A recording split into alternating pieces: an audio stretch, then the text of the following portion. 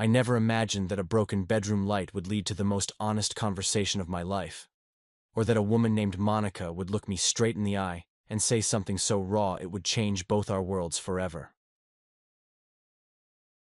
I'm Asher, 31. And if you'd told me 6 months ago that my predictable life as a handyman in small-town Oregon would take such an unexpected turn, I would have laughed and gone back to fixing whatever was broken that day. But life has a way of surprising you when you least expect it. And sometimes the most profound moments happen in the most ordinary circumstances. Before we jump back in, tell us where you're tuning in from, and if this story touches you, make sure you're subscribed, because tomorrow, I've saved something extra special for you. My story begins in Millbrook, a quiet town about an hour outside of Portland, where everyone knows everyone else's business, where the biggest excitement is usually the annual Harvest Festival, and where most people live their entire lives within a 20-mile radius. It's the kind of place where time moves slowly, where traditions matter, and where change is viewed with suspicion by anyone over 40. I've lived here my entire life, born and raised in the same house my grandfather built back in 1952. It's a modest 2-bedroom Craftsman on Elm Street with a front porch that needs painting and a backyard that's more weeds than grass. Not much to look at, but it's paid for. And in a town where decent jobs are scarce, owning your home outright is a luxury most people my age can't afford. I run Miller's Handyman Services, not because my name is Miller, but because I bought the business from old Tom Miller when he retired 3 years ago. Tom had been fixing things in Millbrook for 40 years, and when his arthritis finally got too bad for him to climb ladders, he decided I was the logical person to take over his route. The name came with the business, along with all his regular customers and a reputation for honest work at fair prices. My daily routine is simple and predictable. I wake up at 6 a.m., make coffee strong enough to wake the dead, check my appointment, book, and load my tools into the beat-up Ford pickup that's been my mobile office for the past 5 years. On any given day, I might be unclogging Mrs. Patterson's kitchen sink, replacing rotted deck boards for the Williams family, or installing new ceiling fans for the summer heat. It's not glamorous work, but it's steady, and there's something satisfying about fixing things that are broken. In a world where everything seems to be falling apart, being able to make something work again feels important. Plus, I'm good with my hands, always have been. While other kids were playing video games, I was in my dad's garage learning how to use tools, how to see problems, and figure out solutions. My dad died when I was 23. Heart attack at 51, probably brought on by too many years of stress and not enough sleep. He'd worked 2 jobs most of my life, trying to make ends meet and put something away for retirement that never came. Mom remarried a decent guy named Frank 2 years later and moved to Arizona for his health. We talk every Sunday, but Millbrook feels like home in a way that following them to the desert never could. I'm not married, never have been. Came close once with a girl named Sarah who wanted to move to Portland and start fresh somewhere with more opportunities. When I told her I couldn't imagine leaving Millbrook, she said I lacked ambition. Maybe she was right. Maybe I'm the kind of person who finds comfort in familiar routines and small-town predictability. Or maybe I just hadn't found the right reason to want something different. Most of my friends from high school have either moved away or settled into lives that look remarkably similar to their parents. Married by 25, kids by 30, mortgage payments and soccer practices, and dreams that get smaller with each passing year. Not that there's anything wrong with that life. It just never felt like mine. My social life revolves around Murphy's Tavern, where I meet the guys for beer and pool most Friday nights, and the occasional barbecue or birthday party where everyone talks about the same things they talked about the week before. It's comfortable, but lately, I've been feeling like I'm sleepwalking through my days. The house I live in sits at the end of a quiet street, lined with mature oak trees that turn brilliant gold every October. My neighbors are mostly older folks, who've lived here for decades, along with a few young families who couldn't afford houses closer to Portland. We all do the polite wave thing when we're getting our mail, share small talk about the weather or the Blazers' latest losing streak, but most interactions don't go much deeper than that. That changed the day I met Monica. Monica lived in the pale yellow Victorian house 3 doors down, a beautiful old place with intricate gingerbread trim and a wraparound porch that screamed historic charm. The house had been empty for almost 2 years after old Mrs. Henderson passed away, and the neighbors had been speculating about who might move in. When the moving trucks showed up last spring, we all tried to get a glimpse of the new resident without being too obvious about it. What we saw was a woman in her mid-50s, impeccably dressed even while directing movers, with an air of quiet confidence that suggested she was used to being in charge. She drove a silver Subaru Outback with California plates, which immediately marked her as an outsider in a town where most people had never lived anywhere else. Monica was beautiful in that timeless way that comes from good genetics, careful self-care, and an inner strength that shows in how someone carries themselves. She had shoulder-length auburn hair that caught the light, green eyes that seemed to notice everything, and a way of moving that was both purposeful and graceful. Even from a distance, you could tell she was someone who had lived an interesting life. Over the months that followed, I'd see her occasionally, working in her garden on Saturday mornings, loading groceries into her car, sitting on her porch with a cup of coffee and what looked like work papers. She was always alone, always focused, always maintaining this invisible boundary that kept the world at a comfortable distance. The neighbors, of course, were full of speculation. Mrs. Davidson from next door thought Monica might be a retired teacher. Harold from across the street was convinced she was some kind of writer, based on the fact that he'd seen her carrying what looked like manuscripts. The general consensus was that she was divorced, probably from California money, and looking for a quiet place to start over. But none of us really knew anything about Monica, and she seemed perfectly content to keep it that way. She was polite when circumstances forced interaction. She'd smile and wave if you caught her eye, say hello if you passed her on the sidewalk, but she never lingered for conversation or showed any interest in the casual neighborliness that most people in Millbrook took for granted. I found myself paying attention to her routine without really meaning to. She left the house every morning at exactly 8:15, always dressed like she was going to an important meeting. She returned most evenings around 6:30, usually carrying takeout from one of the restaurants in town. On weekends, she worked in her garden with the kind of focused intensity that suggested she found peace in the physical work. There was something both attractive and melancholy about her solitude. She seemed like someone who had chosen to be alone rather than someone who had loneliness thrust upon her. But there was also a quality of careful guardedness that made me wonder what had brought her to our quiet street. I never imagined I'd have reason to find out until the evening everything changed. Monica's house was a masterpiece of Victorian architecture that had been lovingly restored to its original grandeur. The pale yellow paint was fresh and perfectly maintained, the white trim crisp and clean, and every detail from the ornate brackets under the eaves to the decorative spindles on the porch railings spoke of someone who appreciated craftsmanship and wasn't afraid to invest in quality. What struck me most about Monica's property was how it seemed to exist in its own bubble of perfection. While the rest of us had lawns that needed mowing and gutters that could use cleaning, Monica's house looked like something from a home and garden magazine. The flower beds were meticulously planned and maintained, with a succession of blooms that ensured color from early spring through late fall. Even her mailbox was a work of art, a custom-designed piece that matched the house's Victorian aesthetic. But it was also clear that all this beauty was maintained by one person, for one person. There were never any signs of visitors, no extra cars in the driveway, no sounds of laughter or conversation drifting from the backyard. The house was perfect, but it was also profoundly solitary. Monica herself remained an enigma to the neighborhood. Mrs. Davidson, who had lived next door for 37 years and prided herself on knowing everyone's business, had made several attempts at friendly conversation but had been politely rebuffed each time. Preparing and narrating this story took us a lot of time, so if you are enjoying it, subscribe to our channel. It means a lot to us. Now back to the story. "She's pleasant enough," Mrs. Davidson told me one afternoon when I was fixing her kitchen faucet. "Says hello, comments on the weather, but the moment you try to ask her anything personal, she finds a reason to end the conversation.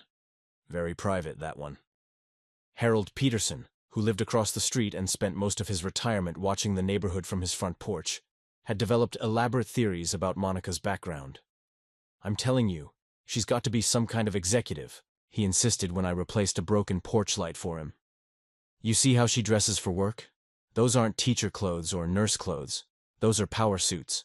And that briefcase she carries, genuine leather, expensive. Mark my words, she's running something important." The truth was, we were all curious about Monica because she represented something different in our small town. Millbrook didn't get many new residents, And we certainly didn't get many who arrived with such an obvious air of sophistication and success. Most people who moved to our town were either young families looking for affordable housing or retirees seeking a quiet place to spend their golden years. Monica didn't fit either category. She appeared to be in her mid-50s, clearly successful, and obviously capable of living anywhere she wanted. So why had she chosen Millbrook? What had brought someone with her apparent means and background to a town where the most upscale restaurant was the diner on Main Street and the biggest cultural event was the annual Corn Festival? I found myself paying attention to her schedule in a way that probably would have seemed creepy if anyone had noticed. She left every morning at the same time, always impeccably dressed in what looked like expensive business attire. Her car was always spotless, and she drove with the kind of purposeful efficiency that suggested she had important places to be. But it was the evenings that really intrigued me. Monica would return home around 6:30, park in her driveway, and sit in her car for several minutes before getting out. Not like she was making phone calls or finishing up work, but like she was gathering herself for something. Like she was preparing to face the solitude of her beautiful, empty house. On weekends, Monica transformed into someone completely different.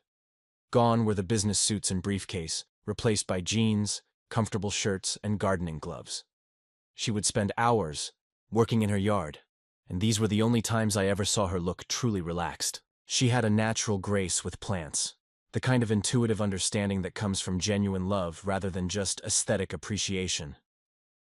I'd occasionally see her at Fletcher's Market, the town's only grocery store, always shopping alone, always with a carefully planned list. She was unfailingly polite to the staff, but I never saw her engage in the kind of casual conversation that was standard social currency in Millbrook. She would complete her transaction efficiently and leave, maintaining that same invisible barrier that kept the world at a comfortable distance. The isolation seemed intentional, but it also seemed costly. There was something in Monica's bearing that suggested someone who had learned to be self-sufficient not by choice, but by necessity. She moved through the world like someone who had been disappointed enough times to stop expecting much from other people. Sometimes, on summer evenings when I was working in my own yard, I'd catch glimpses of Monica sitting alone on her porch, with a glass of wine and what looked like work papers. She would sit there as the sun set, surrounded by the beauty she had created, but always alone. There was something both peaceful and melancholy about those moments, like she had found a kind of contentment in solitude but hadn't entirely given up hoping for something more. The house itself told a story of someone starting over with determination and excellent taste. Every improvement she made was thoughtful and high quality. New windows that matched the original style, period-appropriate exterior lighting, a carefully planned landscape that enhanced the Victorian architecture without overwhelming it. This wasn't someone making do with a small-town house. This was someone creating a sanctuary. But sanctuaries, by definition, are places of refuge. What was Monica taking refuge from? I learned more about her professional life by accident one afternoon when I was replacing the Hendersons' mailbox. The mail carrier, Janet, who had been delivering mail in Millbrook for 15 years and knew everyone's business whether she wanted to or not, mentioned that Monica received a lot of business correspondence. Financial stuff mostly, Janet said, lowering her voice even though we were alone on the street. Investment firms, law offices, that kind of thing. And she gets packages from office supply companies pretty regular. Whatever she does for work, she's doing it from home now. That explained the early morning departures in business attire. Monica was likely meeting with clients or attending business meetings in Portland, then returning home to work in her own space. It suggested someone who had enough success and autonomy to design her own professional life, but who had chosen to base that life in isolation. As autumn turned to winter, I noticed that Monica's routine became even more solitary. The weekend gardening sessions ended with the first frost, leaving her with fewer reasons to be outside where she might encounter neighbors. The lights in her house would come on each evening, but it was always just 1 or 2 rooms lit at a time, as if she was moving through the space alone, turning lights on and off as she went. There was something hauntingly beautiful about her house at night. The warm glow from the windows, the perfect proportions of the Victorian architecture, the sense of calm prosperity. But it was also undeniably lonely. This was a house designed for a family, filled instead by one person who seemed to be making the best of a situation she might not have chosen. I never imagined I would have a reason to cross the invisible boundary Monica had drawn around herself. We existed in parallel lives on the same street, aware of each other but never truly intersecting. She was the sophisticated woman with the perfect house and the mysterious past, and I was the local handyman who represented everything about small-town life that she seemed determined to hold at arm's length. Until the evening when everything changed, and a broken bedroom light became the bridge between two very different worlds. It was a Wednesday evening in late October, one of those perfect fall days when the air is crisp but not cold, and the last of the autumn light lingers just long enough to make you appreciate the beauty of the season. I had spent the day installing new kitchen cabinets for the Johnsons, a project that had taken longer than expected due to some creative plumbing decisions made by whoever had renovated their house in the 1980s. I was tired in that satisfying way that comes from solving problems and making things work properly. The Johnson job had been particularly rewarding because they were a young couple with their first baby, and being able to give them a functional kitchen within their modest budget felt like making a real difference in their lives. As I drove down Elm Street toward home, I was looking forward to a simple evening, maybe grilling the salmon I'd picked up at Fletcher's Market, watching the Blazers game, and getting to bed early for once. It had been a long week, and the prospect of a quiet night at home felt like exactly what I needed. That's when I heard the crash. It wasn't particularly loud, but in a neighborhood where the most dramatic sound is usually someone's lawnmower starting up, anything unusual gets your attention immediately. The sound came from the direction of Monica's house, a sharp bang followed by what sounded like glass breaking, and then a string of words that were definitely not suitable for polite company. I slowed my truck and looked toward Monica's house. The front windows were lit, and I could see movement inside, but something was clearly wrong. The quality of the light looked off somehow, flickering and uneven, and through the sheer curtains I could make out what appeared to be someone moving around frantically. For a moment, I considered just driving home. Monica had made it abundantly clear over the months that she valued her privacy, and the last thing I wanted to be was the nosy neighbor who couldn't mind his own business. But then I heard another crash, followed by what sounded suspiciously like someone in genuine distress. I pulled into her driveway. As I walked up the front steps, I could hear Monica's voice coming from somewhere inside the house, and she was clearly frustrated about something. Not scared or hurt, but definitely at the end of her rope. I knocked on the front door, 3 polite raps that I hoped would get her attention without seeming aggressive. The noise inside stopped immediately. For a long moment there was complete silence, and I began to wonder if I had made a mistake. Maybe she was on a business call and the crashes had been something innocent. Maybe she would think I was intruding on her privacy. Maybe I should just go home and pretend I hadn't heard anything. Then the door opened. Monica stood there looking, completely unlike the composed, perfectly put-together woman I had observed from a distance for months. Her usually immaculate auburn hair was disheveled, and escaping from what had probably started as a neat ponytail. She was wearing old jeans and a paint-stained t-shirt that suggested she had been doing some kind of home improvement project. Her hands were dusty, and there was a streak of something that looked like plaster dust across her left cheek. But what really caught my attention was her expression. Monica looked frazzled in a way that was both endearing and concerning. The careful mask of professional competence had slipped completely, revealing someone who was clearly overwhelmed, and possibly on the verge of tears. "Oh," she said, and I could hear the surprise in her voice. "You're Asher, right? From down the street?" I was surprised she knew my name. We had never been formally introduced, and our previous interactions had been limited to polite waves and the occasional good morning, when we happened to be getting our mail at the same time. "That's right," I said. "I heard some noise and wanted to make sure everything was okay." Monica looked down at herself, seeming to realize for the first time how disheveled she must appear. A flush of embarrassment colored her cheeks. "I'm fine," she said automatically, then seemed to reconsider. "Actually, no, I'm not fine.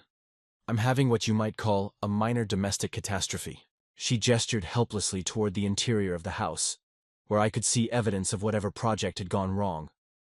There were pieces of what looked like a light fixture scattered on the hardwood floor, and electrical wires were hanging from the ceiling in what was clearly not their intended configuration. I was trying to replace a bedroom light fixture, Monica continued, her voice carrying a mixture of frustration and self-deprecating humor. I thought it would be straightforward. Remove old fixture, install new fixture, enjoy improved lighting. But apparently, I have significantly overestimated my home improvement skills. I could see the problem from where I stood. Monica had clearly managed to disconnect the old fixture. No small feat for someone without electrical experience. But the new fixture she was trying to install was more complex than what had been there before. It looked like it required additional wiring and possibly a different mounting system.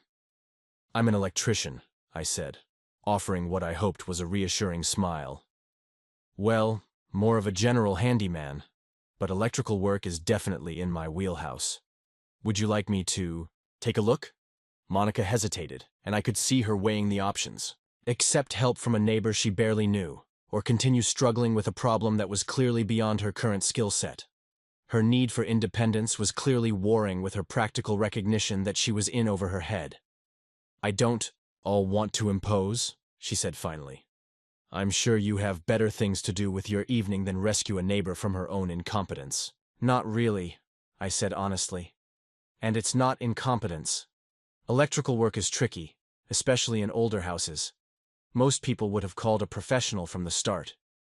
She looked at me for another moment, then stepped aside with a gesture that was both grateful and slightly reluctant. "In that case, I would really appreciate your help," she said. "Fair warning, though. I may have made things significantly worse than they were when I started. Walking into Monica's house was like stepping into a different world. Everything was beautiful and carefully chosen, from the antique Persian rugs to the original hardwood floors that gleamed under the current makeshift lighting situation.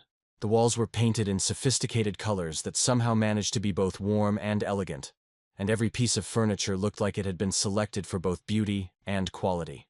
But what struck me most was how quiet the house felt. Not just quiet in terms of sound, but quiet in terms of life. There were no signs of other people, no family photos, no indication that anyone besides Monica had ever spent time here. It was a beautiful house, but it was also clearly the home of someone who lived entirely alone. The bedroom where the lighting disaster had occurred was just as elegant as the rest of the house. A king-size bed with crisp white linens, an antique dresser that looked like it might be a genuine piece rather than a reproduction, and French doors that opened onto what I could see was a small private garden. But the ceiling looked like a war zone. Monica had managed to disconnect the old fixture safely, which was actually impressive for someone without electrical experience. The problem was that the new fixture she was trying to install was a much more sophisticated piece that required additional wiring and a different mounting system than what was currently in place. "How long have you been working on this?" I asked, surveying the situation. Monica looked sheepish. "About 4 hours. I started right after I got home from work, thinking it would take maybe an hour." That was optimistic. I could see that she had been methodical in her approach, laying out all the parts from the new fixture and even consulting what looked like a fairly comprehensive instruction manual. The problem wasn't lack of planning or effort. It was simply that electrical work requires experience and specialized knowledge that can't be learned from a manual. "The good news is that you didn't electrocute yourself," I said, examining the wiring. "The bad news is that this fixture is going to require some modifications to your existing electrical setup. It's definitely doable, but it's not a simple swap-out job." Monica sank down onto the edge of her bed, looking deflated. "Of course it's not simple. Nothing in this house has been simple since I moved in." There was something in her voice that suggested this lighting project was about more than just wanting better illumination. It sounded like the kind of frustration that comes from feeling like you're constantly struggling against forces beyond your control. "What made you decide to tackle this yourself?" I asked, genuinely curious. Monica was quiet for a moment, like she was deciding how much to reveal to a neighbor she barely knew. Finally, she said something that would change the entire trajectory of our relationship. "I've been trying to prove to myself that I can handle living alone, that I can take care of everything myself without having to depend on anyone else. But lately I'm starting to wonder if I'm just fooling myself." The honesty in that statement was startling. This was clearly not someone who was used to admitting vulnerability, especially to a relative stranger. But something about the combination of frustration, exhaustion, and 4 hours of failed electrical work had broken down her usual defenses.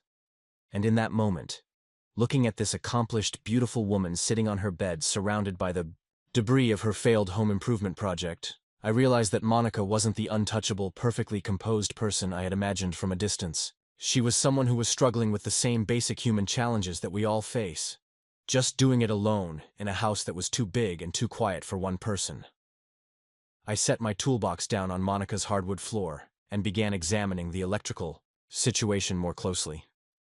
The previous fixture had been a simple overhead light with basic wiring, but the new one Monica had chosen was a sophisticated piece with multiple bulbs and what looked like dimming capabilities. It would require additional wiring and a more robust mounting system than what was currently in place. "This is actually a beautiful fixture," I said, picking up one of the components from the floor. "Where did you find it?" Monica looked up from where she was sitting on the bed, and for the first time since I'd arrived, I saw a genuine smile cross her face. "There's an antique lighting shop in Portland that specializes in period-appropriate pieces for Victorian houses.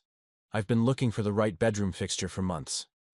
As I worked on sorting out the wiring, Monica began to relax slightly. She moved from the bed to a chair by the window, and I could sense her watching me work with the kind of focused attention that suggested she was genuinely interested in understanding what I was doing. "So you really know what you're doing with all this," she said, gesturing toward the tangle of wires I was carefully organizing. "I've been doing electrical work for about 10 years, I said, testing connections with my voltage meter. "Started helping my dad with projects around the house when I was a teenager. Then got more serious about it when I took over Tom Miller's handyman business. There's something satisfying about making things work properly." "Tom Miller," Monica repeated. "I think Mrs. Davidson mentioned him. Said he was the person everyone called when things needed fixing." "That's Tom. 40 years of keeping Millbrook running smoothly. When he retired, I inherited all his regular customers and about half his tools. It's a good business in a town full of old houses." As I worked, Monica began asking questions about the process. Not casual questions, but thoughtful ones that showed she was actually paying attention and trying to understand. It became clear that her attempt to install the fixture herself hadn't been born out of stubbornness or cheapness, but out of a genuine desire to learn and become more self-sufficient. "I've never lived alone before," she said during a pause in my work. "I went straight from my parents' house to college, then from college to marriage. For 32 years, there was always someone else to handle the things I didn't know how to do." The admission was surprisingly personal, and I could hear the vulnerability in her voice. This was clearly not someone who was used to sharing details about her private life with relative strangers. 32 years is a long time," I said carefully, not wanting to push, but also sensing that she needed to talk. It was. Monica was quiet for a moment, staring out the French doors toward her garden. "My ex-husband Jeremy was one of those men who prided himself on being able to fix anything. He handled all the electrical work, all the plumbing, all the mechanical stuff. I handled the inside of the house. He handled everything that required tools." There was something in the way she said ex-husband that suggested the divorce had been difficult. Not just the usual sadness of a relationship ending, but something more complicated. "When did you move to Millbrook?" I asked, threading new wire through the ceiling junction box. 8 months ago. I was living in Sacramento before this, in the house Jeremy and I shared for most of our marriage. After the divorce was final, I couldn't stand being there anymore. Too many memories, too many reminders of what I'd lost." She paused, then continued. "I started looking for somewhere to make a fresh start. Somewhere quiet, where I could figure out who I was when I wasn't half of a couple. A friend of mine mentioned that she'd driven through Millbrook once and thought it was charming. So I came up to look around, saw this house, and knew immediately that I wanted it."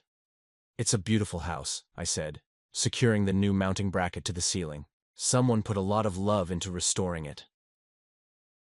The previous owner was a woman named Harriet Henderson. She lived here for 47 years, raised 6 children in this house. When I met with her granddaughter to finalize the purchase, she told me that Harriet had always said this house was meant for people who understood the importance of home. There was something wistful in Monica's voice as she talked about the house's history. It was clear that she had fallen in love not just with the building itself, but with the idea of creating something meaningful in this space. "Are you planning to stay?" I asked. "I mean, long term?" Monica considered the question for a moment. "I think so. I work as a financial consultant, mostly helping small businesses with tax planning and investment strategies. I can do most of my work remotely, and I drive to Portland for client meetings. It's a good setup for someone who wants to live quietly." "What made you choose financial consulting?" I asked, genuinely curious. Monica struck me as someone who had probably been successful at whatever she had chosen to do, but I was interested in understanding what had drawn her to that particular field. "I was good with numbers from an early age," she said. "Math was always easy for me, and I liked the logical problem-solving aspect of finance.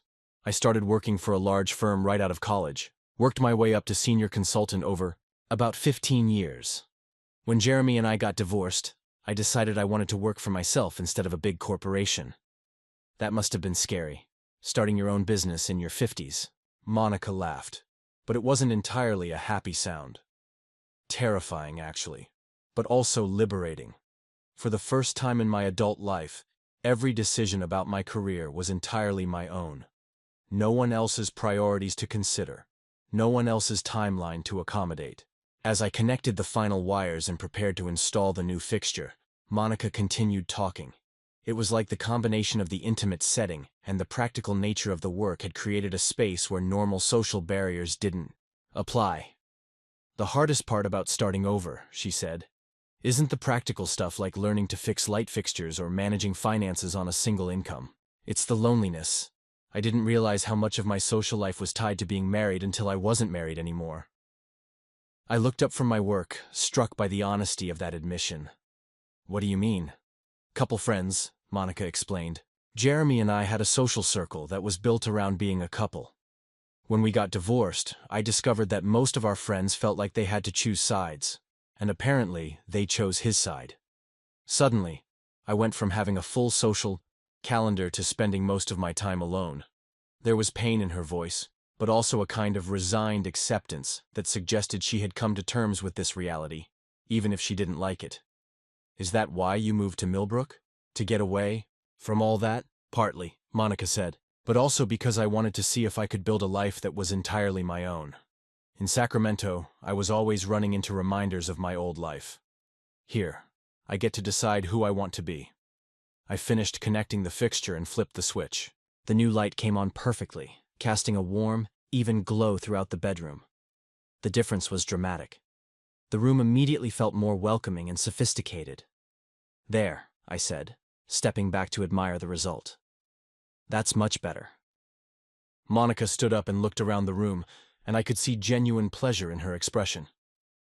"It's perfect," she said. "Exactly what I was hoping for." She turned to me with a smile that was both grateful and slightly embarrassed. "Thank you, Asher. I would have been fighting with that thing all night if you hadn't stopped by." "Happy to help," I said, packing up my tools. "And for what it's worth, you did the hard part by getting the old fixture down safely. A lot of people would have electrocuted themselves trying to do what you did." Monica walked me to the front door, and as I was getting ready to leave, she said something that surprised me. "Would you like to stay for dinner? It's the least I can do after you rescued me from my electrical disaster. I was planning to make pasta, and there's definitely enough for two."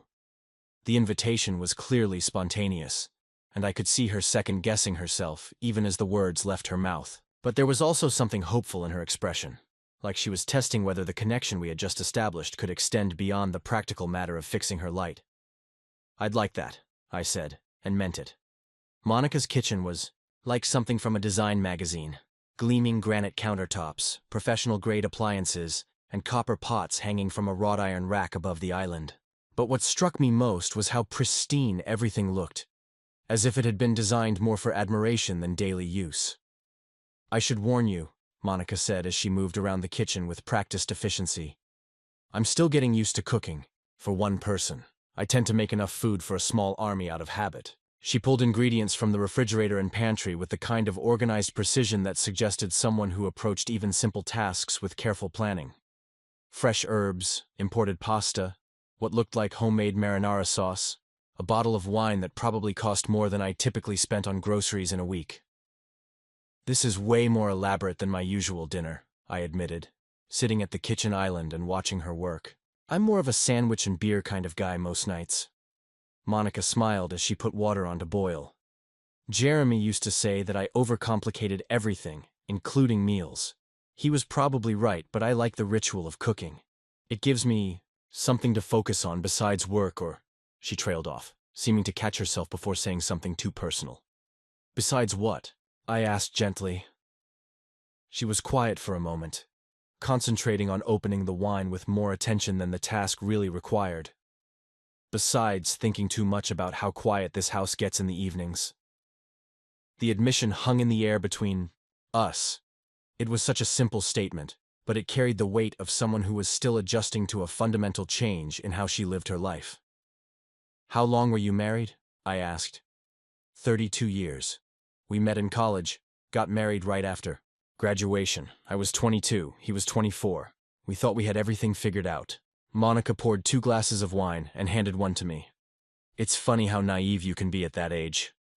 What happened? The question slipped out before I could stop myself, and I immediately regretted being so direct. Sorry, that's probably too personal. No, it's okay, Monica said, surprising me. I haven't talked about it much since I moved here. Maybe it would be good to say it out loud to someone who doesn't know all the history. She leaned against the kitchen counter, wine glass in hand, and I could see her gathering the courage to share something difficult. Jeremy had an affair. Actually, multiple affairs, over several years. I found out about the most recent one completely by accident. Saw a text message on his phone when he was in the shower. When I confronted him, the whole thing came spilling out. There had been others. Many others. The pain in her voice was still fresh, even though the divorce had clearly been final for a while. I'm sorry, I said, not knowing what else to offer. The worst part wasn't even the cheating, though that was devastating enough. The worst part was realizing that I had spent decades building a life with someone who had been lying to me for years.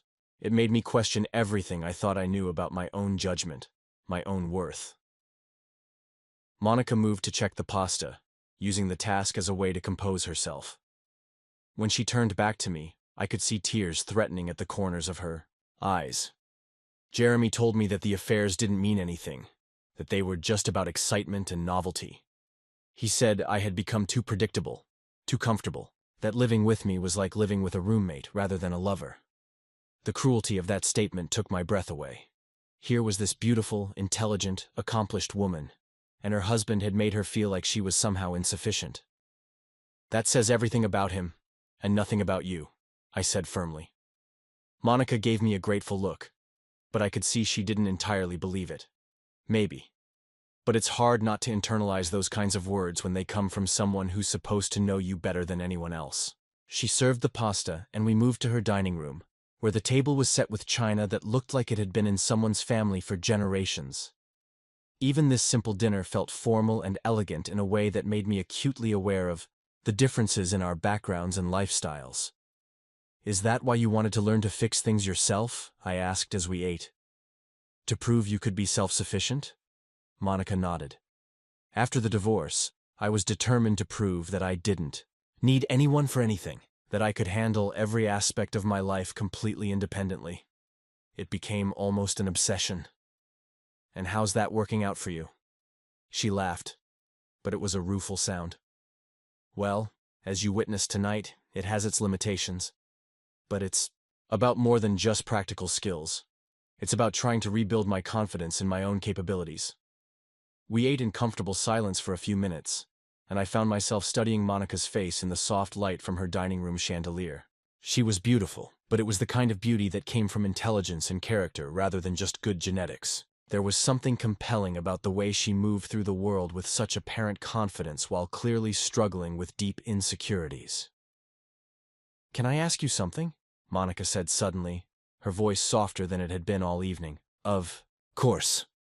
She set down her fork and looked directly at me, and I could see her gathering courage for something important. "Do you think it's possible to be surrounded by professional success, to have a beautiful home and financial security, and all the trappings of a good life, and still feel completely alone?"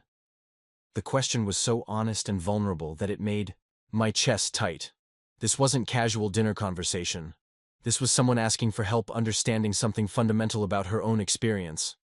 Yeah, I said. I think a lot of people feel that way. Monica nodded, like I had confirmed.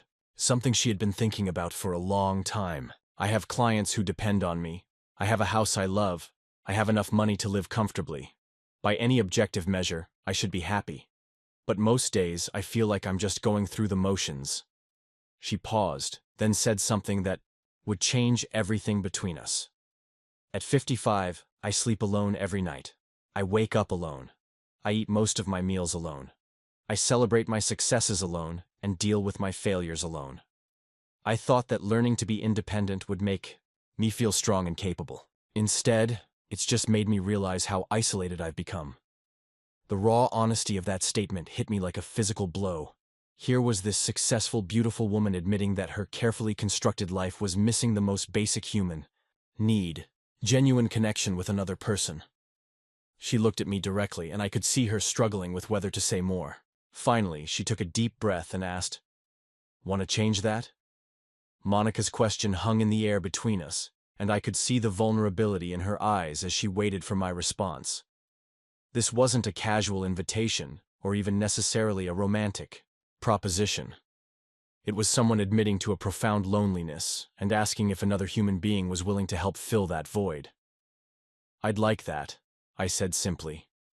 And the relief that crossed her face told me everything I needed to know about how difficult it had been for her to ask. "I don't exactly know what that means," she admitted with a self-conscious laugh. "I'm out of practice with this whole friendship thing." "How about we start with not eating dinner alone?" I suggested. "I was planning to grill some salmon tomorrow night. Nothing fancy, but you're welcome to join me." The smile that spread across Monica's face was like watching someone step out of shadows into sunlight. "I would love that." That began what became our regular Thursday evening dinners. The next week, Monica came to my house, and I could see her taking in the differences between our living situations with curiosity rather than judgment. My place was comfortable but basic, furniture that was functional rather than beautiful, walls that could use painting, a kitchen that was clean but definitely not gourmet. "This feels like a home where people actually live," she said, settling into my worn leather couch with a glass of the beer I'd offered as an alternative to wine.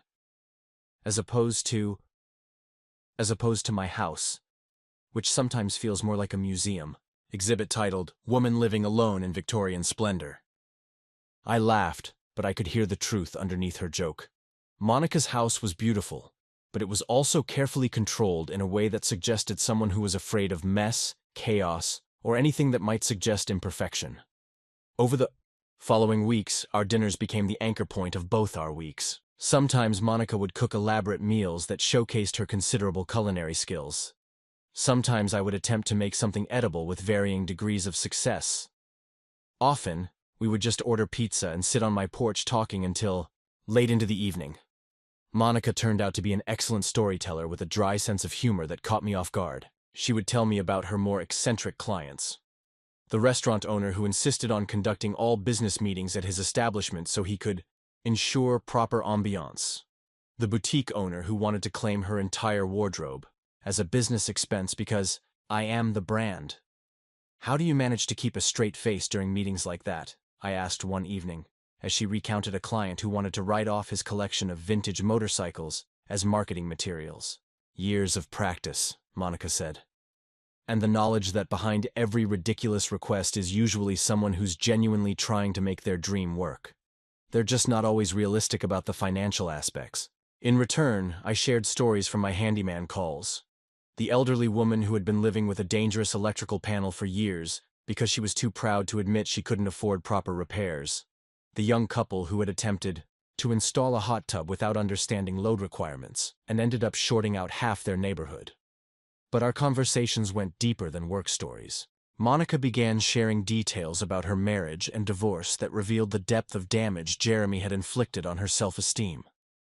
She talked about feeling like she had lost not just her husband, but her entire identity, since so much of who she was had been defined by being part of a couple. "I realize now that I had stopped being Monica and had become Jeremy's wife," she told me one evening.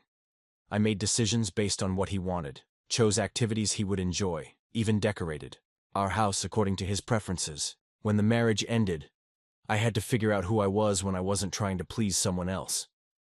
"And what have you discovered?" I asked. Monica smiled, but it was tinged with sadness.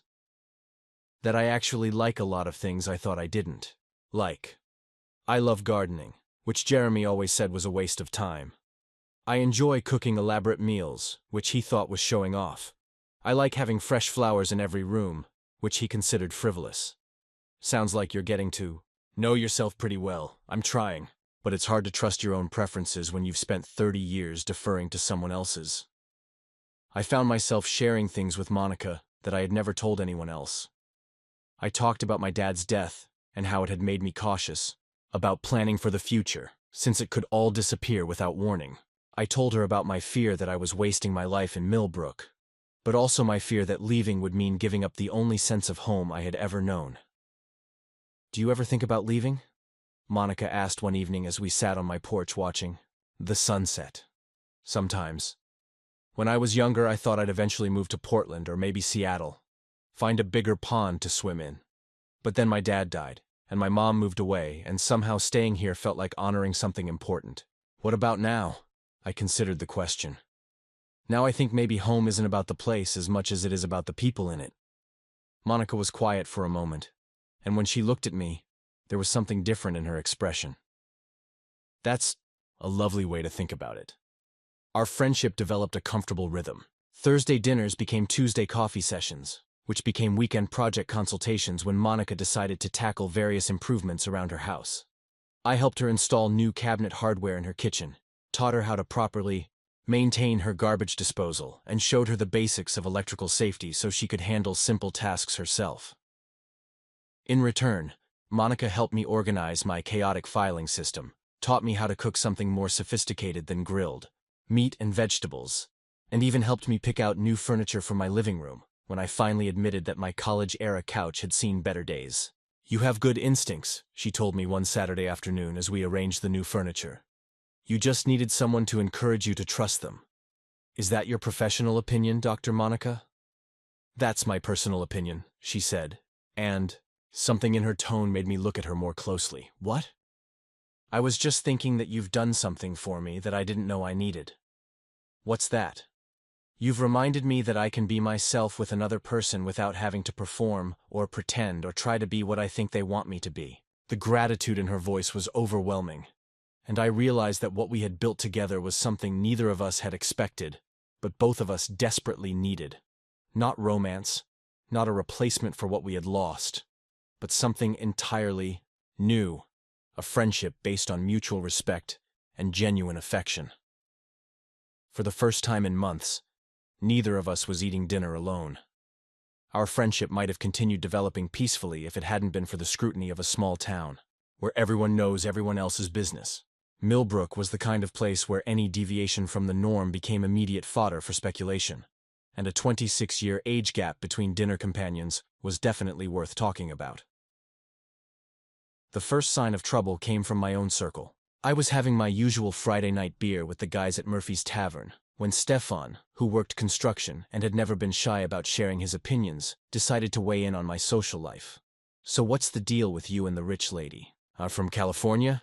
he asked, not bothering to lower his voice despite the fact that half the bar could hear him. "What do you mean?" I asked, though I knew exactly what he meant. "Come on, Asher.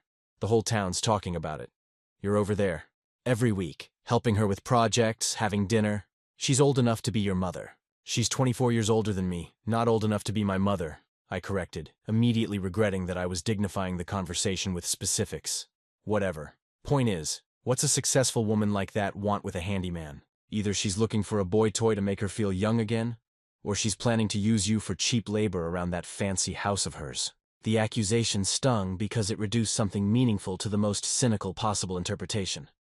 But I could see the other guys nodding in agreement, and I realized that Stefan was voicing what a lot of people in town were probably thinking. "Maybe we just enjoy each other's company," I said.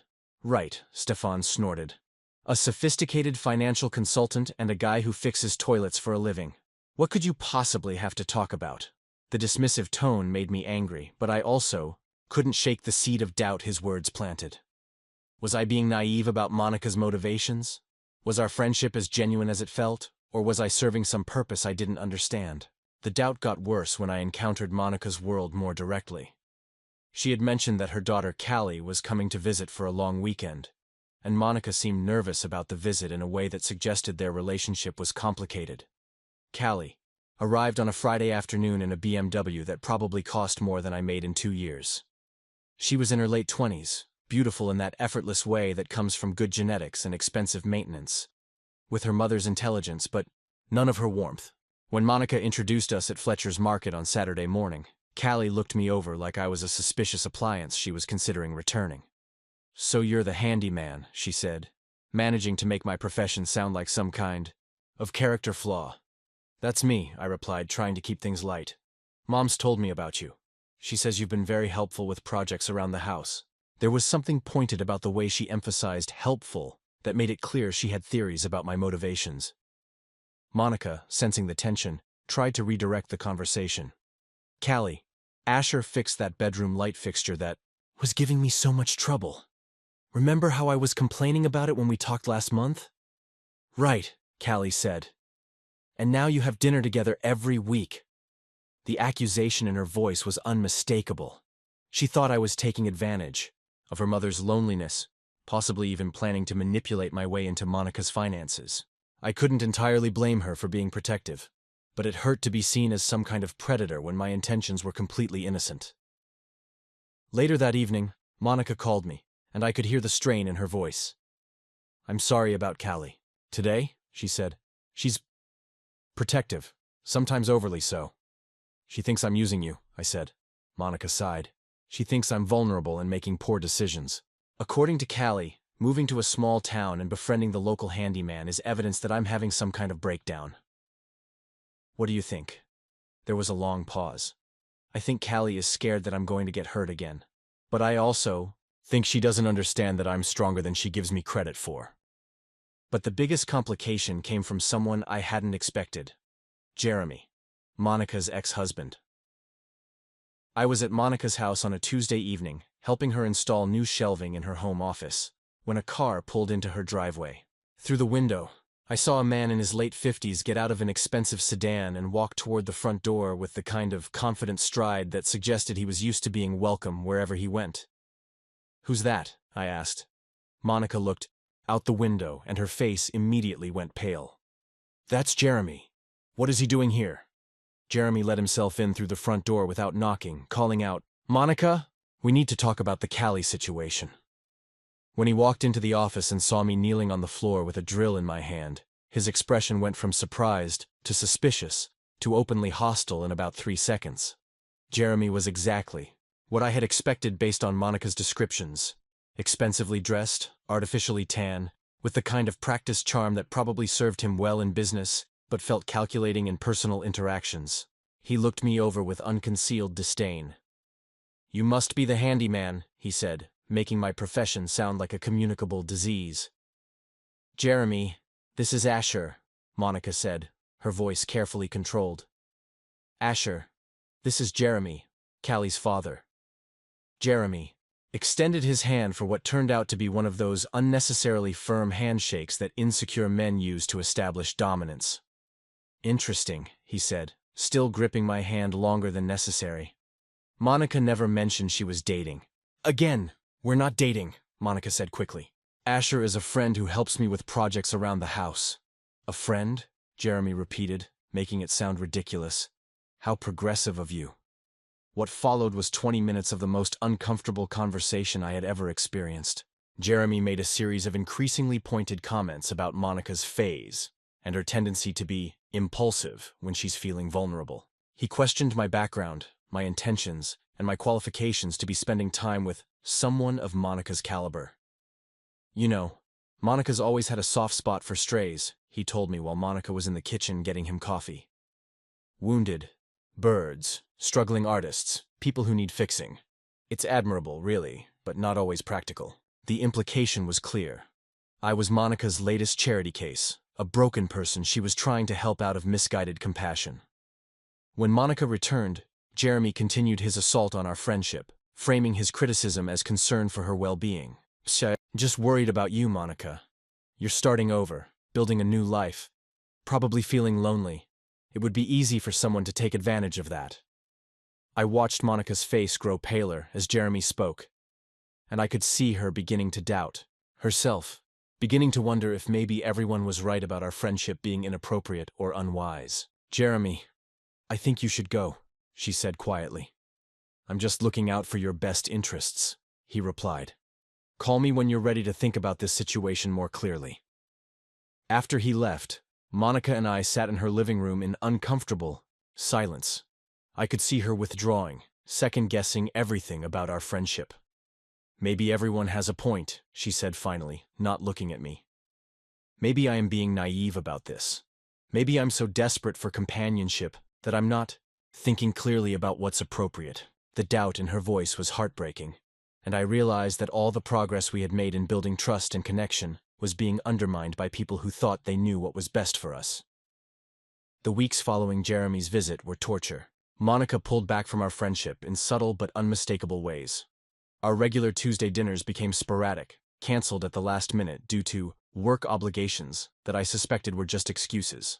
When we did see each other, there was a new distance in her manner, a careful politeness that replaced the easy intimacy we had built over months of shared meals and honest conversation. I found myself second-guessing every interaction, wondering if I had somehow crossed a line I didn't know existed. Maybe everyone was right. Maybe a friendship between a 31-year-old handyman and a 55-year-old financial consultant was inherently problematic. Maybe I had been naive to think that our connection was as genuine and meaningful as it felt to me. The doubt was eating me alive. I threw myself into work with an intensity that surprised even me, taking on extra projects and staying busy from dawn until dusk. But no amount of physical labor could quiet the voice in my head that whispered that I had lost something precious because I hadn't been smart enough to protect it from other people's judgments. Monica seemed to be handling the separation better than I was. When I saw her around town, she was always impeccably dressed and professionally composed, giving no indication that our friendship had meant as much to her as it had to me. She would wave politely when our paths crossed, but there was no invitation to linger. No suggestion that she missed our conversations as much as I did. The breaking point came on a cold evening in late November. I was driving home from a particularly frustrating job, a kitchen renovation that had uncovered water damage requiring extensive additional work, when I noticed that Monica's house was completely dark, except for one small light in what I knew was her home office. It was nearly 9 o'clock, and Monica was usually finished with work by early evening. Something about the single light in the otherwise dark house bothered me in a way I couldn't quite articulate. It looked lonely, isolated, like a distress signal nobody was meant to see. I almost drove past.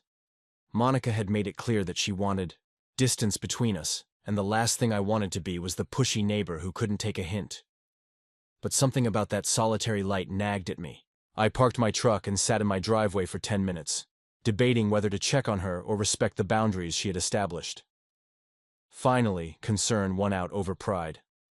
I walked to her house and knocked on the front door. There was no answer, but I could see the office light was still on, and Monica's car was in the driveway. I knocked again, louder this time. Monica? It's Asher. Is everything okay? After a long moment, I heard footsteps, and the door opened.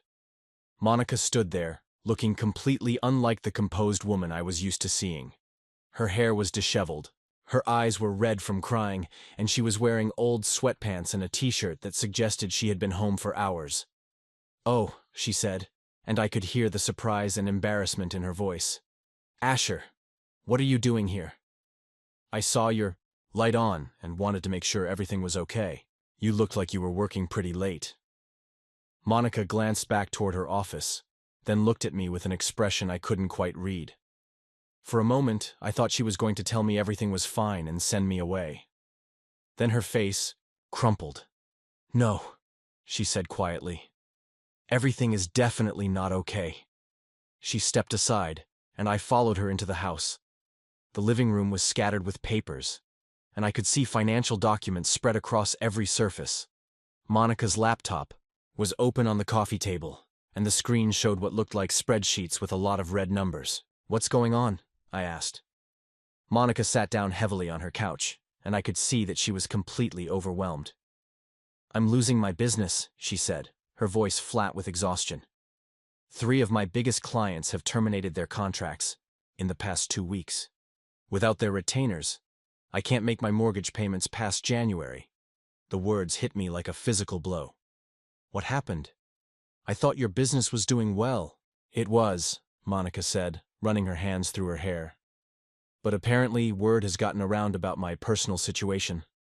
Small business owners in conservative industries don't like their financial consultant to be the subject of gossip about inappropriate relationships with much younger men."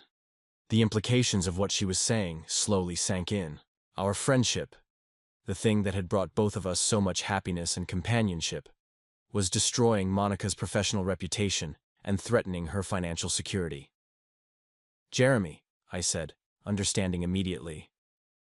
Monica nodded, miserably. "He's been making phone calls, expressing concern about my judgment and stability, suggesting that I'm going through some kind of midlife crisis that's affecting my ability to make sound business decisions. And apparently, people are listening." I felt sick. "Monica, I'm so sorry. I had no idea." "It's not your fault," she said, but I could hear the doubt in her voice. "I should have realized that in a business built on trust and conservative values, any hint of scandal would be toxic. I should have been more careful about how our friendship looked from the outside. So what happens now?" Monica looked around her beautiful house, the carefully restored Victorian that had represented her. Fresh start, her independence, her proof that she could build a meaningful life on her own terms. "I'll have to sell the house," she said. "Move somewhere cheaper. Probably back to California where I can rebuild my client base. Start over again, but this time with a damaged reputation following me." The despair in her voice was heartbreaking. Everything Monica had worked to build since her divorce, her business, her home, her sense of self-worth, was crumbling because of other people's small-minded assumptions about our friendship. "There has to be another solution," I said. Monica shook her head. "I've been working on this for days.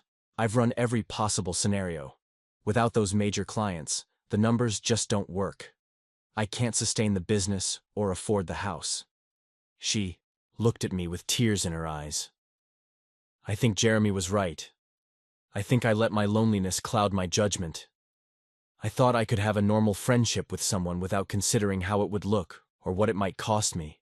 "Our friendship isn't something you should have to apologize for," I said firmly. "Maybe not," Monica replied, "but I can't afford it anymore." The finality in her voice told me everything I needed to know.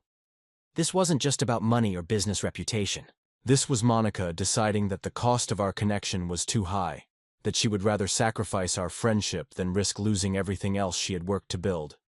I wanted to argue, to tell her that giving in to Jeremy's manipulation and other people's prejudices was letting them win. But looking at her exhausted face and the financial documents scattered around her living room, I realized that this wasn't about principles or courage. This was about survival. "I should go," I said, standing up. Monica nodded, not meeting my eyes. "I think that would be best."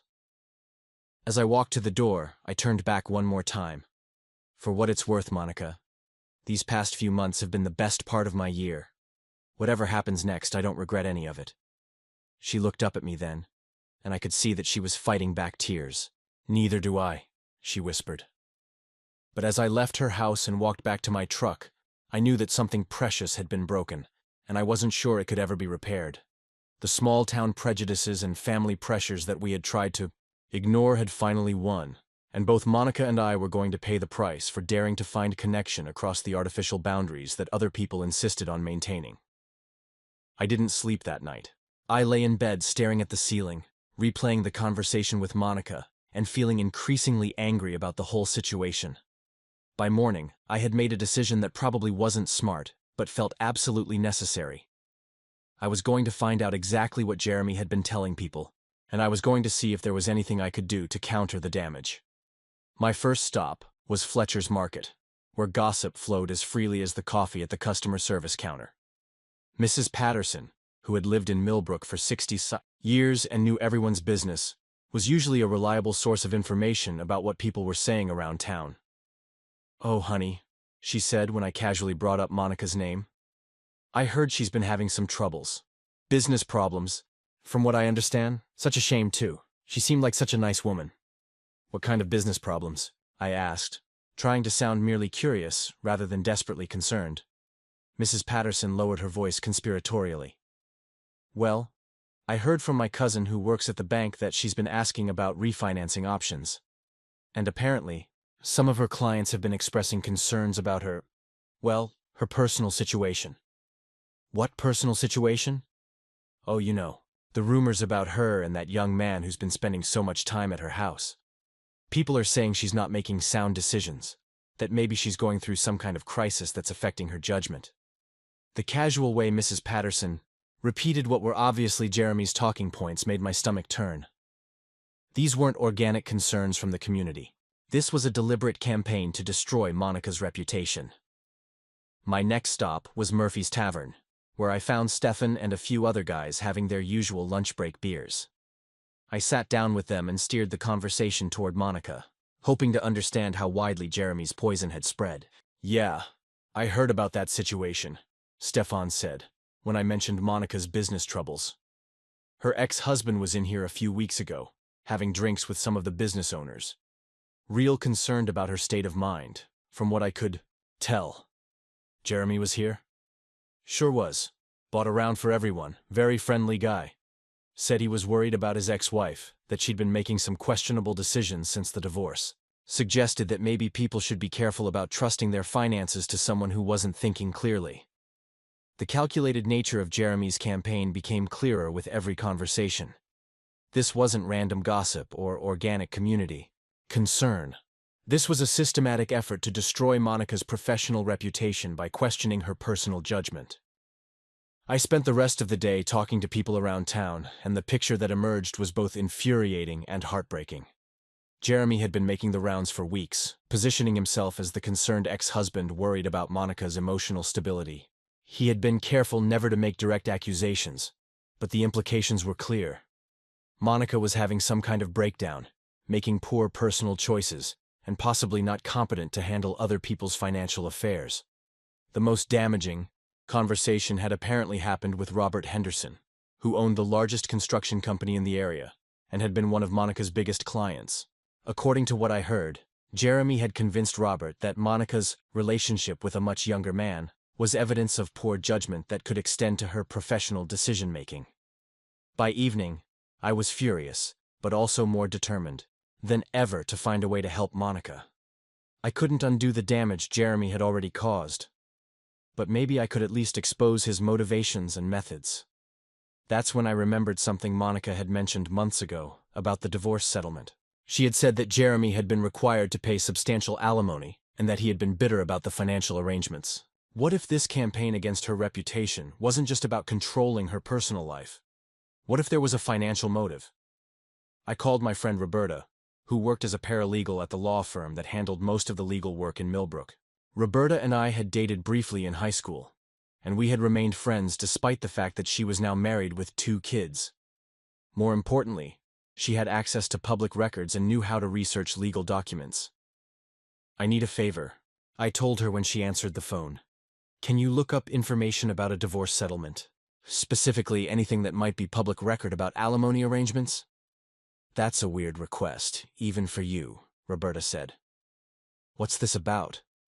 I explained the situation with Monica, Jeremy's campaign against her reputation, and my suspicion that there might be financial motivations behind his actions. Give me Jeremy's full name and I'll see what I can find, Roberta said. But Asher, be careful. If this guy is as vindictive as you think he is, you don't want to get in the middle of this mess. 2 days later, Roberta called me back with information that confirmed my worst suspicions. You were right to be suspicious, she said. According to the divorce records, Jeremy is required to pay Monica substantial monthly alimony for the next 8 years. But there's a clause in the settlement that reduces or eliminates his obligations if Monica's income exceeds a certain threshold, or if she remarries or enters into a substantial romantic relationship. The pieces suddenly fell into place. Jeremy wasn't just trying to control Monica's personal life out of spite. He was trying to destroy her business and isolate her socially so that she would remain financially dependent on his alimony payments. If Monica's consulting business failed, and she couldn't afford to live independently. Jeremy would have succeeded in maintaining control over her life even after their divorce. There's something else, Roberta continued. I did some digging into Jeremy's own financial situation. His business took a big hit during the recession, and he's been struggling to make the alimony payments. If he could prove that Monica was in a serious relationship, or if her business income exceeded the threshold, he could petition the court to reduce or eliminate the payments. The calculated cruelty of Jeremy's plan was breathtaking. He was systematically destroying everything Monica had built since their divorce. Her business, her reputation, her sense of independence, all so he could maintain financial control over her life. I had the information I needed, but I wasn't sure what to do with it. Monica had already decided that the cost of our friendship was too high, and she might not welcome my interference in her legal and financial affairs. But I couldn't stand by and watch Jeremy destroy her life through lies and manipulation. That evening, I sat in my kitchen with Roberta's research spread out on my table, trying to figure out how to help Monica without making the situation worse. The evidence of Jeremy's motivations and methods was clear, but Monica would have to be willing to fight back, and I wasn't sure she had any fight left in her. Looking at the documents, I realized that this was about more than just Monica's business, or our friendship. This was about whether someone like Jeremy could systematically destroy another person's life through gossip and manipulation, or whether the truth would matter enough to make a difference. I picked up my phone and started dialing Monica's number, then stopped. What I had discovered would change everything, but it would also force Monica to confront the full extent of Jeremy's betrayal and manipulation. Was I prepared to take responsibility for the consequences of that revelation? In the end, the decision was simple. Monica deserved to know the truth about what was happening to her life, even if that truth was more painful than the version she had been living with. She had a right to make informed decisions about her future, and she couldn't do that without understanding Jeremy's real motivations. I finished dialing her number and waited for her to answer, knowing that the conversation I was about to have would change both our lives forever. Monica answered on the third ring, her voice tired and distant. Hello, Asher. Monica, I need to see you. I've discovered something about Jeremy that you need to know. There was a long pause. Asher, I told you that I think it's best if we don't— This isn't about our friendship, I interrupted. This is about why your business is really falling apart. Jeremy isn't just spreading gossip because he's concerned about you. He has a financial motive. Another pause. Longer this time. What do you mean? I'd rather explain in person. This is important, Monica. It's about your divorce settlement and why Jeremy is so determined to destroy your reputation. 20 minutes. Later, I was sitting in Monica's living room with Roberta's research spread out on her coffee table. Monica sat across from me, her face pale as I explained what I had discovered about the alimony clauses and Jeremy's financial motivations. He's trying to force you back into financial dependence, I said, showing her the relevant documents. If your business fails and you can't maintain your current income level, he gets to keep controlling your life through those alimony payments. Monica stared at the papers for a long time, her hands trembling slightly. When she finally looked up, her expression was a mixture of fury and devastation. So everything, the concern about my judgment, the warnings about my personal choices, the suggestions that I'm having a breakdown, all of that was just a strategy to financially manipulate me? That's exactly what it was. Jeremy has been systematically contacting your clients and planting seeds of doubt about your professional competence. He's not worried about your well-being, Monica. He's worried about his bank account. The anger that crossed Monica's face was like nothing I had ever seen from her. For months, she had been blaming herself for poor judgment, questioning her own decisions, accepting that maybe everyone else knew what was best for her life. Now she was learning that it had all been orchestrated by someone who was supposed to care about her well-being. That bastard, she said quietly, then louder. That manipulative, controlling bastard. There's more, I said gently. According to the divorce records, if you were to remarry or enter into what the court would consider a substantial romantic relationship, Jeremy's alimony obligations would also be reduced. He's not just trying to destroy your business, he's trying to isolate you socially so you can't build meaningful relationships with anyone. Monica stood up and began pacing, her composed exterior finally cracking completely. 32 years of marriage, and I never saw him clearly. Even after the divorce, even after everything he put me through, I still didn't understand how truly vindictive he could be. The question is, what are you going to do about it? I asked. Monica stopped pacing and looked at me. What do you mean? You have evidence of his motivations now. You can fight back. You can expose what he's been doing and maybe save your business. How? The damage is already done. My clients have already terminated their contracts. My reputation in this community is already destroyed. Not necessarily. Jeremy's campaign only works if people don't understand his real motivations. If your former clients knew that his concerns about your judgment were actually part of a financial manipulation scheme, they might reconsider their decisions. Monica shook her head. Even if that's true, why would they believe me over him? He's charming, persuasive, and he's positioned himself as the concerned ex-husband. I'm just the woman he's warned them about. Because you're not going to be the one telling them. I am. The words came out before I had fully thought them through, but as soon as I said them, I knew they were right. Asher, no. I won't let you get in the middle of this. You've already suffered enough because of my problems. This isn't about you protecting me, Monica. This is about doing what's right. Jeremy has been systematically destroying your life through lies and manipulation. Someone needs to tell the truth. Monica sat back down, looking exhausted. And what if it backfires? What if people decide that your involvement just proves that Jeremy was right about my poor judgment? Then at least we'll know we tried. But Monica, you can't let him win.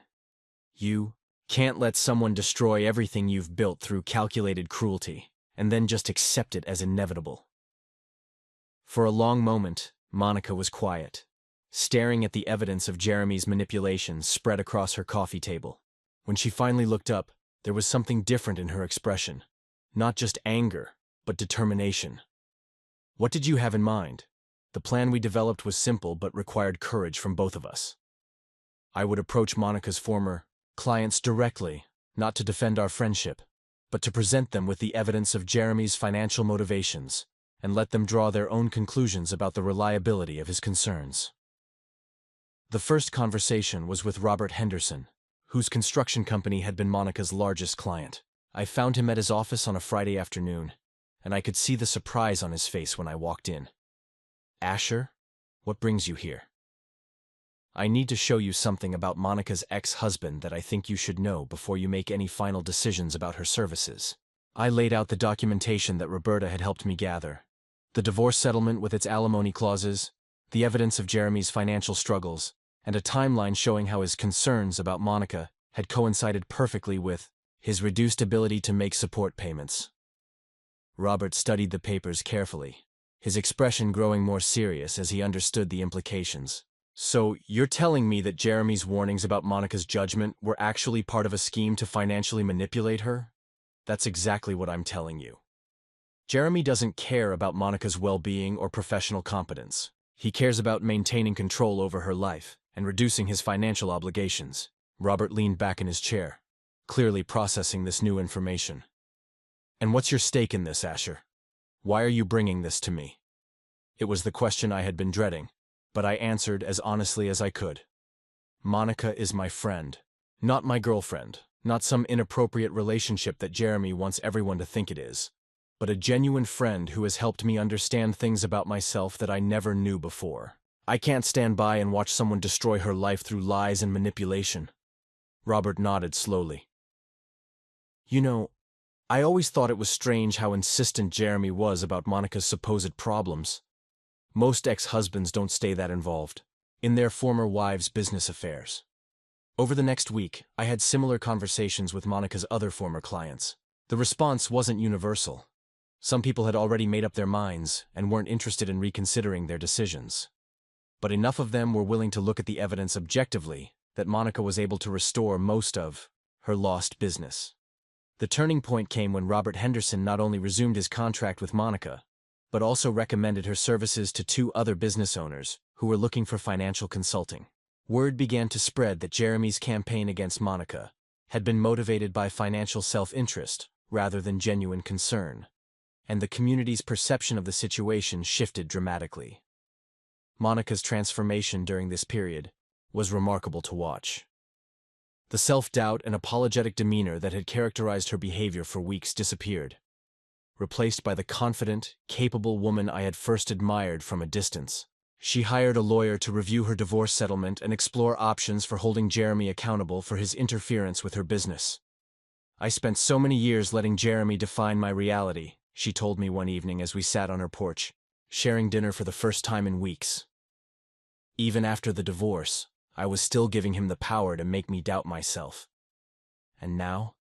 Monica smiled, and it was the first genuinely happy expression I had seen from her in months. "Now I remember who I am when I'm not trying to please someone who doesn't deserve it." The legal consequences for Jeremy came swiftly. Monica's lawyer was able to demonstrate that his interference with her business constituted a violation of their divorce agreement, and the court not only maintained his full alimony obligations, but also required him to pay damages for the income Monica had lost due to his actions. More importantly, Monica had reclaimed her sense of agency and self-worth. She was no longer the woman who questioned every decision and apologized for taking up space. She was someone who understood her own value and wasn't afraid to defend it. As for our friendship, it emerged from the crisis stronger than before. We had both learned that the opinions of people who didn't understand us mattered far less than the genuine connection we had found with each other. "You know what I realized?" Monica said one evening as we worked together in her garden, preparing the flower beds for winter. "What's that?" "I spent 30 years being afraid of being alone. And then I spent the last year being afraid of not being alone. But what I should have been focusing on was learning to be myself, whether I'm alone or with someone else." I looked at her, kneeling, in the dirt with her hands covered in soil and her face flushed from the work, and I realized that this was who Monica really was when she wasn't performing for anyone else's expectations. "And who is that person?" I asked. Monica smiled, the kind of smile that comes from genuine contentment rather than social obligation. Someone who's finally ready to stop apologizing for existing. 6 months later, Monica's consulting business was thriving in ways it never had before. Word had spread about her integrity and competence, and she was getting referrals from clients throughout the region. More importantly, she was working with people who valued her expertise rather than questioning her judgment. I was installing new outdoor lighting in her garden when she said something that made me pause. "You know, Asher, you're the first person in my 55 years who saw me struggling and didn't try to fix me. You just sat with me until I was ready to fix myself." I laughed, gesturing toward the light fixture I was mounting. "That's not entirely true. I definitely fixed your bedroom light." "That's different," Monica said, grinning. "That was actually broken." Our friendship had evolved into something neither of us had expected but both of us treasured. We still had dinner together twice a week, though now Monica's house often hosted other people as well. She had gradually built connections with neighbors and colleagues, creating the kind of social circle she had been missing since her divorce. Callie had eventually come around, recognizing that her mother was happier and more confident than she had been in years. Even some of the initial skeptics in town had begun to understand that what Monica and I shared was genuine friendship rather than whatever they had imagined. As I finished installing the last light and tested the system, Monica stood back to admire the result. Her garden was illuminated beautifully, creating a warm and welcoming space that reflected the person she had become. "Perfect," she said. "Absolutely perfect."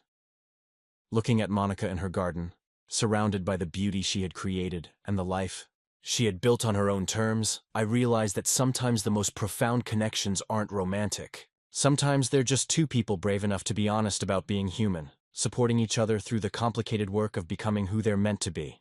And sometimes all it takes is one person willing to fix your light and stay for dinner, not to save you, but to remind you that you're worth saving yourself. Up next, you've got 2 more standout stories right on your screen. If this one hit the mark, you won't want to pass these up. Just click and check them out. And don't forget to subscribe and turn on the notification bell so you don't miss any upload from us.